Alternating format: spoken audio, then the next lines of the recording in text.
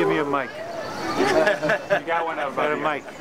As you know, a man passed by us during our project who's looking for a voice in the world. Many years ago, probably in the 70s, late 70s, early 80s, I had a radio show.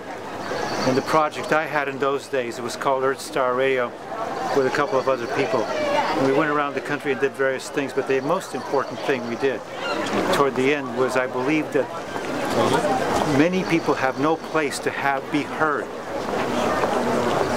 And the gentleman that we saw here pass by, he has no place to be heard. He wanted to be heard.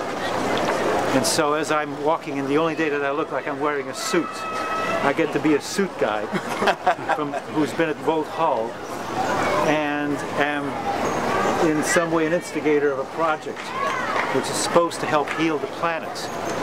And I felt that if I didn't get up and say something about this, I would be a hypocrite. Because I swore I wouldn't show up today on any camera whatsoever. But this is very important because most of the world has no place to communicate. It's people with iPads and cell phones and all that. A lot of other people don't have places to communicate. And and so I don't know the solution, but we have a lot of work to do to resolve our sociology as a species. Because if we don't do that, the whole Earth is going to go down in flames. We have to communicate not just laterally across social classes, because you're all one social class, but also vertically, and find ways to do it safely and sanely.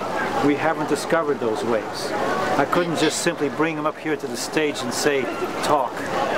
It wouldn't work in our context. So we have to learn how to create contexts. This has me kind of spinning a little bit. It was one of the most powerful experiences of my life to see that. Leadership, dialogue, actualization. Dialogue is the hardest thing in the world. That's all I have to say. Anybody had a reaction? Any feeling? No, but I'm so glad you got up there and said that, because that's exactly, I mean, obviously, that's exactly what was happening. Yeah. I'm glad you spoke to that. I'm really glad you spoke to that. Because they saw this big thing here, and these big cameras, that means entree and communication to the world.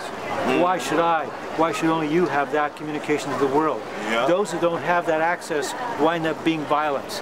And what I discovered when we started doing audios with people who are like semi-violent punks, by just putting them on the radio, knowing that they would be on an AM station that's having their voice heard for a few minutes, one of those people became much less violent.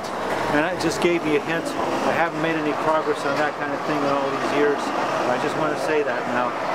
And thank you for giving me a voice. All right? Thanks for giving me a voice. I'm off the soapbox.